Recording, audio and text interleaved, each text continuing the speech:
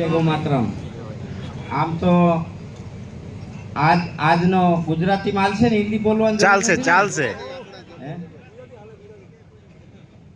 કાઠિયાવાડી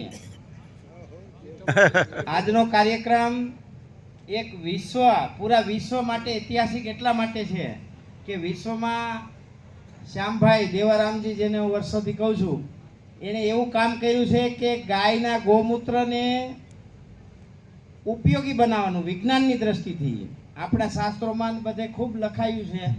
મારી પાસે એક પુસ્તક છે, સહસ્ત્ર યોગમ.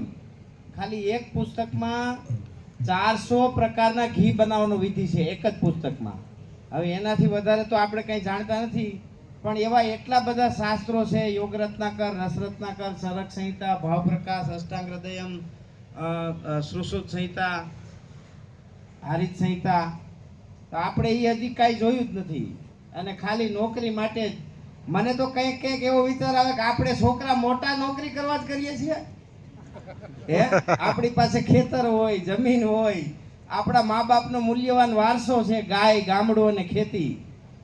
ગાય, ગામડું અને ખેતી આખા વિશ્વની માનવ સભ્યતાની ધરોહર, માનવ સભ્યતાનું હાર્ટ કહેવાય જેને. ગાય, ગામડું અને ખેતી વિના કાંઈ છે જ નહીં. આપણે ગમે એવા 5 કરોડના 50 કરોડમાં ફ્લેટમાં રહેતા હોય, આપણી પાસે 1000 કરોડનું કોમ્પ્યુટર આવી જાય તો એ કોમ્પ્યુટરમાં ખાવાનું કોઈ દી નહીં બને.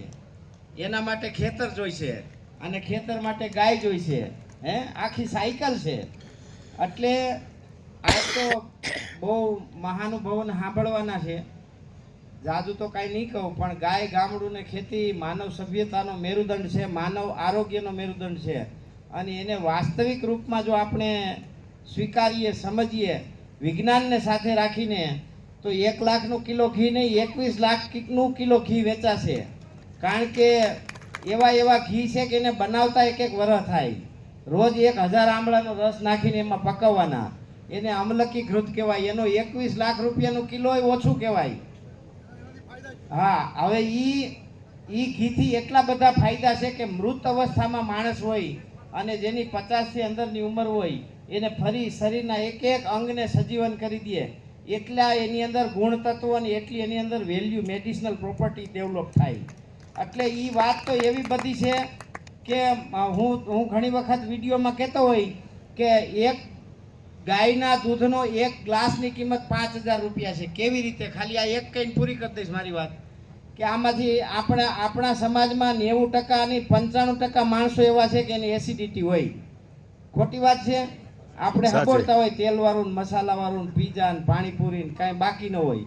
એટલે શરીરના સ્ટમકની અંદર 4 પ્રકારના એસિડ હોય, એ અનબેલેન્સ થાય, અને જેના લીધે શરીરનો પીએચ 6 થી નીચે વયો જાય સ્ટમકનો, અને એસિડિટી થાય.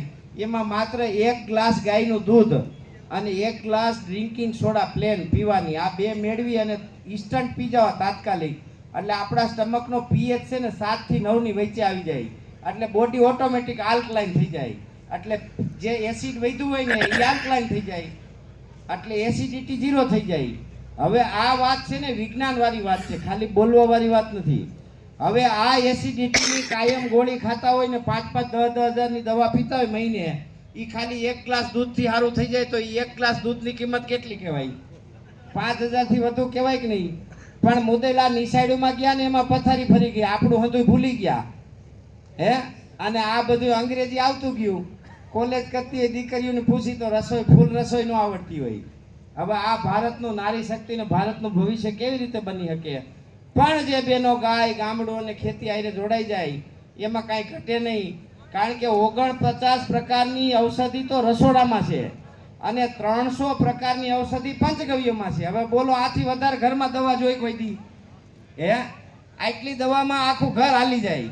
એટલે ગાય, ગામડું ને ખેતી આપણી ધરોહર છે ને, એને સંભાળવી જોઈએ. ભલે અંગ્રેજી ભણવું જોઈએ, પણ આપણું ભૂલાઈ ન જાય એની પણ કાળજી લેવી જોઈએ. અને જેમાં પાયાની બાબત છે ખેતીમાંથી ઉપજતું અન્ન, અનાજ, ફળ, શાકભાજી, અને એની પાયાની જરૂર છે માઇક્રોન્યુટ્રન્સ, જે આપણા પરમાદરણીય શ્યામભાઈજીએ એક સફળ સંશોધન કર્યું અને આખા વિશ્વની સામે મૂક્યું. હું તો એમ કહું છું કે આને ભારત રત્ન એવોર્ડ મળવો જોઈએ. તો આ કામ આ દેશમાં આવા લોકોની કિંમત થવી જોઈએ, જેનાથી આખા વિશ્વના તંદુરસ્તીની ચિંતા કરતા હોય અને આ પોતાના પૈસે સરકારનો 1 રૂપિયો લીધા વગર સંશોધન કરતા હોય, એ આ દેશ અને આ રાષ્ટ્ર માટે વંદનીય છે એવો મારો અંગત અભિપ્રાય છે. વંદે ગો માતરમ. ભારત માતા કી જય. જય ગો માતા. નાના ઔષધ હે જગ માહી કિંતુ પંચ ગવે સમ નાહી. આવું આપણને સરસ રીતે રમેશભાઈને આપણે વાત કરી. હા, અમારી યુટ્યુબ ચેનલ છે, અમારી એક વેબસાઇટ છે, ગીર ગો જતન સંસ્થાન યુટ્યુબ છે, girkavker.org વેબસાઇટ છે, અને લગભગ 1.5 જણાને ગામડામાં જંગલમાં ગાય રોજગાર આપે છે. અમારું આખું ઘર અભણ છે, પણ 2 લાખ 88 લાખના પગારદાર અમે રાખી અને ગાયના માધ્યમથી મહિને 50 થી 60 લાખનો વ્યવસાય કરીએ છીએ. એટલે અમારા કેસમાં એવું છે કે ગાય અમને પાળે છે, અમે ગાયને નથી પાળતા, અને આ આખા વિશ્વમાં લાગુ થઈ શકે. મારા જેવા 1000 કરોડ રમેશભાઈ તૈયાર થાય ને તોય આખા વિશ્વની ડિમાન્ડ પૂરી નથી થાય એમ. એટલે આ ખૂબ જરૂરિયાત છે, અને એમાંય દેવારામભાઈને આપણે હૃદયથી તન મન ધનથી સહકાર આપીએ એવી પ્રાર્થના. વંદે ગો માતરમ. भारत माता की जय. खूब खूब धन्यवाद. अब मैं निवेदन करूंगा माननीय अशोक जी भाई साहब से, आप पधारे और हमें आशीर्वाद प्रदान करें. अशोक जी भाई साहब के